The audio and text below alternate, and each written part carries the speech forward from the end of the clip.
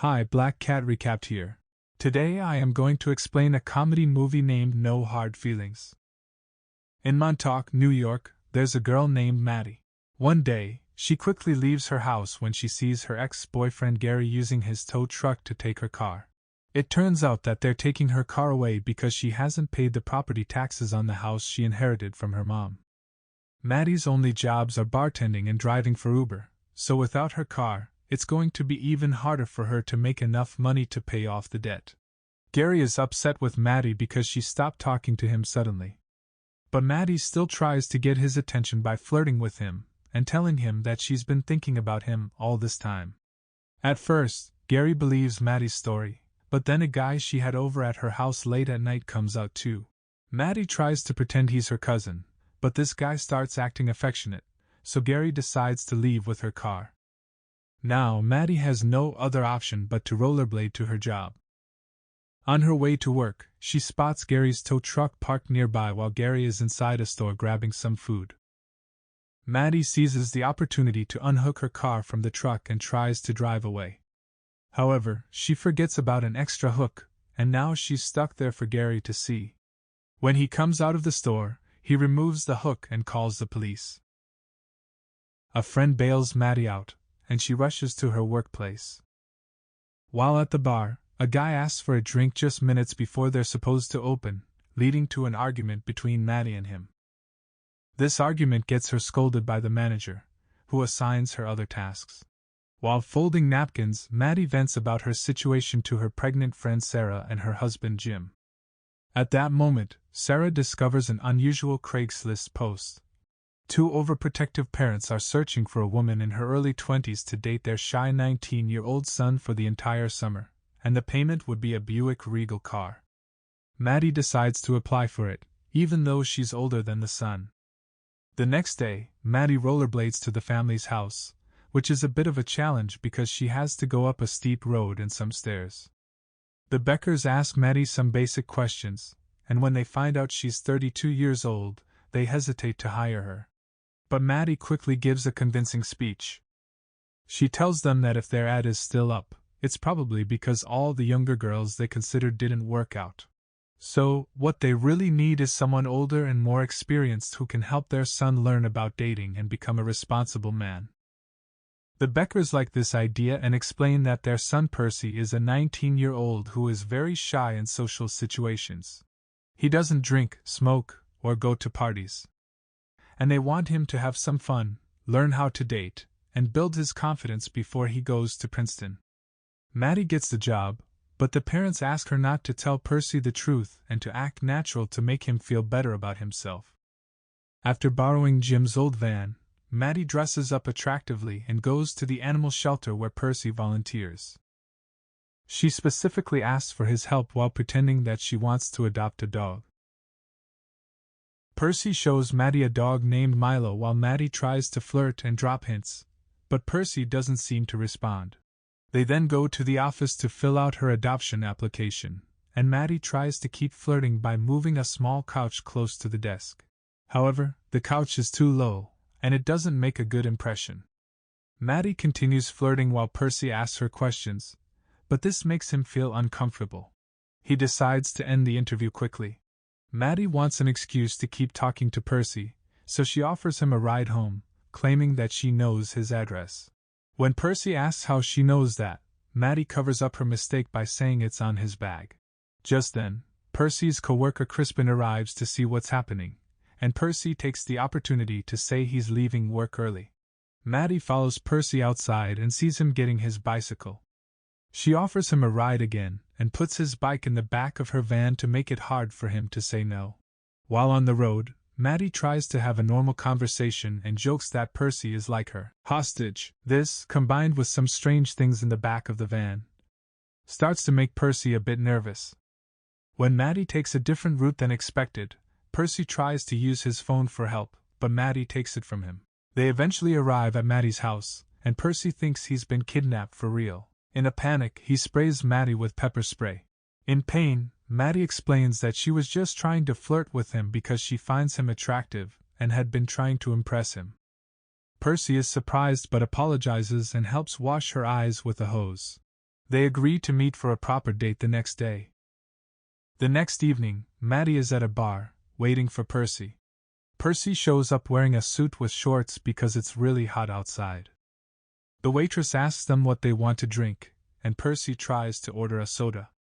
However, Maddie orders a stronger alcoholic drink for him so that he can try something different and have a bit more fun. When their drinks arrive, Percy doesn't like the taste and spits it out. Maddie encourages him to drink more so that he can get used to alcohol before he goes to college. Suddenly, one of Maddie's ex-boyfriends arrives at the bar. He brags about being married now and makes fun of Maddie for cutting off contact with him.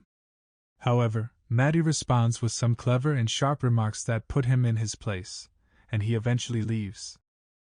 Afterward, Maddie and Percy take a walk on the beach.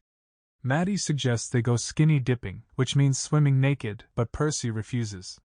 To get Percy's attention, Maddie slowly takes off her clothes and jumps into the water, hoping to make the moment more romantic. Percy joins her because he doesn't want to be left out, and Maddie tries to be affectionate by hugging him. A group of teenagers who have been drinking alcohol shows up on the beach. They start making fun of Maddie and Percy and even take their clothes. This makes Maddie really angry, and she yells at the teenagers. When the teenagers don't listen, Maddie gets out of the water without any clothes on and throws sand at their faces. After the fight with the teenagers, Maddie goes back to Percy, but he doesn't like that she used violence. This makes Maddie upset because she thinks she had to defend herself, and she tells Percy that he should also learn to protect himself. Maddie also tries to be intimate with Percy, but he explains that he can't do that with someone he doesn't have a strong emotional connection with, especially for his first time. Maddie gets annoyed and frustrated with this, so she gets out of the water, puts on her clothes, and takes Percy's belongings with her to the car. Percy, who has no clothes on, goes after Maddie and asks for his clothes and phone. Maddie gives him his clothes but doesn't give back his phone. Then, Percy, still naked, climbs onto the front of Maddie's car and keeps asking for his phone. Maddie doesn't pay much attention to him and starts driving with Percy still on the front of her car. Their playful actions catch the attention of the police, and Maddie worries that she might lose her driver's license. To escape from the police, she drives dangerously past the train that's coming. After that, they go to Maddie's house, where Maddie starts dancing for Percy. Maddie asks Percy to lightly tap her rear, but he doesn't know how and accidentally kicks her. Then, Maddie tries to dance on Percy's lap, but he complains that it's too heavy on his leg. So, Maddie changes their positions, pretending to hold Percy like a baby on her lap instead. Maddie lifts his shirt and finds a rash caused by his anxiety, but she doesn't judge him. Instead, she quickly gets some cream and helps him with the rash. Feeling comforted, Percy opens up about how he dislikes being socially awkward because he's never made friends unless it's online or with his former nanny. Maddie reciprocates by sharing her own story. She explains how she has lived in the same house her entire life, taking care of her sick mom. After sharing these personal stories, they both feel a strong connection and decide to start dating before becoming intimate. Over the next few days, Maddie and Percy spend a lot of time together. They walk dogs, including Milo, from the shelter. They play laser tag and win many prizes at the arcade, where they playfully tease another kid until they're asked to leave. They have a great time, and Percy becomes more comfortable around Maddie. They start talking and learn more about each other, such as the fact that neither of them went to their proms. Maddie also shares that she once wrote a letter to her dad, asking why he wouldn't visit her, but the letter came back unopened. This vulnerable moment helps Percy gather the courage to finally kiss Maddie. Afterward, they go for a walk and unexpectedly meet Percy's former nanny, Jody, who turns out to be a middle-aged man. Jody notices that they won a frisbee at the arcade and throws it, making Percy go pick it up. While Percy is away, Jody asks Maddie about her intentions with Percy and accuses her of being interested in the family's money. When Percy returns, Maddie and Jody pretend to get along for his sake. Later on, Maddie hears the doorbell ring at her house and finds a man she doesn't recognize. It turns out that they attended the same school, but the guy acts like they were very close friends, even though Maddie doesn't remember him much. Eventually, the truth comes out. The guy is there because of the house, but Maddie refuses to give it up and tells him to leave. Later that evening, Percy arrives to pick up Maddie in a fancy limousine for a special dinner they planned, like their own version of a prom. When they arrive at the restaurant, they have a great time talking and laughing. Percy confides in Maddie that he didn't want anyone at school to notice him because if they didn't notice him, they couldn't make fun of him. Then, Maddie spots a piano and convinces a very nervous Percy to play it.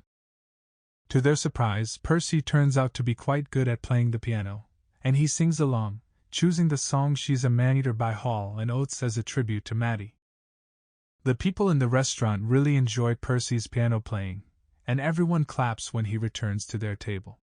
Maddie keeps telling Percy how talented he is. However, their conversation is interrupted by Natalie, who is a family friend and will also be attending Princeton University with Percy, and Maddie immediately feels jealous. Natalie invites Percy to a party for future Princeton students. After Natalie leaves, Percy brings up his plans for college and suggests that they could see each other on weekends. However, Maddie explains that she doesn't want to do a long-distance relationship. Feeling hurt, Percy leaves in a hurry, and Maddie follows him into the limousine. They sit far apart from each other, and Percy starts drinking, which is something new for him. Suddenly, Maddie notices that they are going in the direction of Natalie's party. The limousine stops, and Percy rushes into the party, dropping his flower on the way. After some hesitation, Maddie follows him inside, but she loses him in the crowd. Maddie starts asking people at the party where Percy is, but the young people at the party judge her for being an older woman trying to fit in with the teenagers.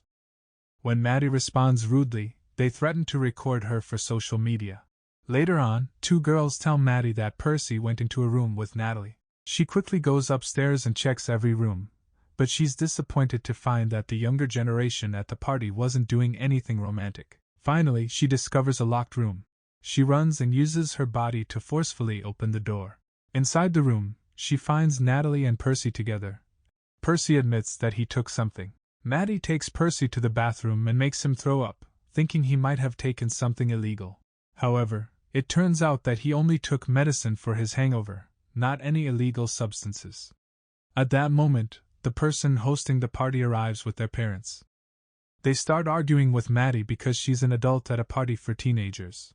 Percy steps in and tries to punch the father to defend Maddie, but the father manages to dodge the punch, and Percy accidentally hits Maddie on the neck instead. In the limo, Percy rests his head on Maddie's lap, and she comforts him while he apologizes for accidentally hitting her. Then, Percy mentions that he's ready to be intimate and takes out protection.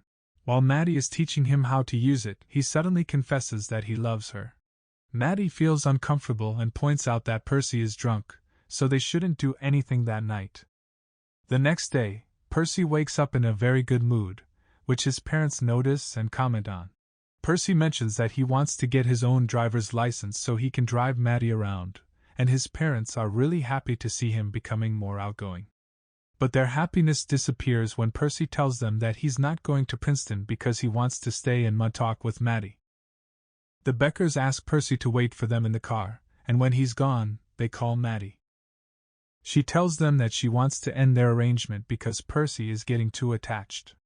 The parents agree, and they tell Maddie that she can still have the car because she did help Percy become more outgoing. However, they asked her to convince Percy to go to Princeton before they break up.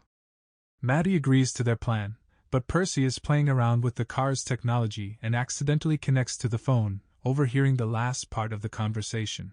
He learns that Maddie was only paid to be with him, and it breaks his heart.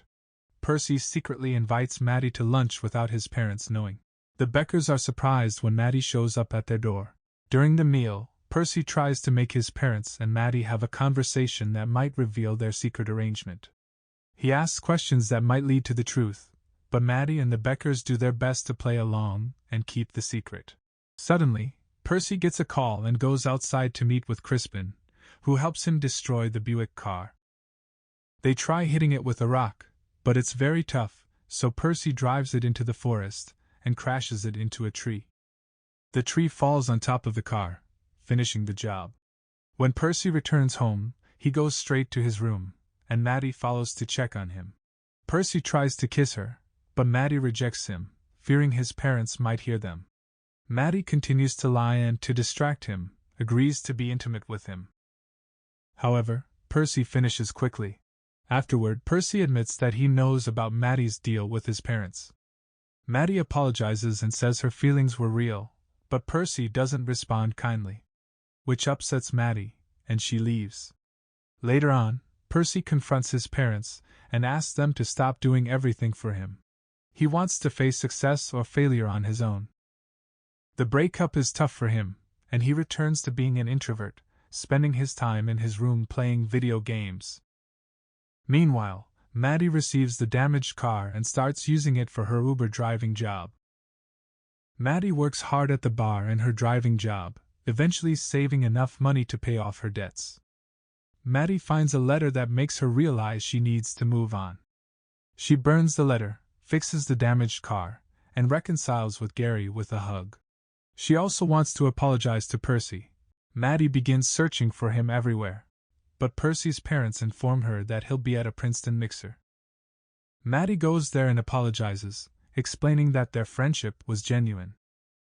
However, Percy ignores her and tries to leave. Maddie jumps onto the hood of his car, and inspired by her past antics, Percy starts driving with her on the hood, hitting things along the way and accidentally setting Maddie's jacket on fire. In a panic, Percy drives the car into the sea to extinguish the flames and rushes to help Maddie. Maddie seizes the opportunity to apologize to Percy, and he tears up as he forgives her. They agree to remain friends. Percy says goodbye to his parents and departs from the house. Maddie offers him a ride to Princeton on her way to California. She also reveals that she's adopted Milo, and the three of them set off together in the car to start a new chapter in their lives.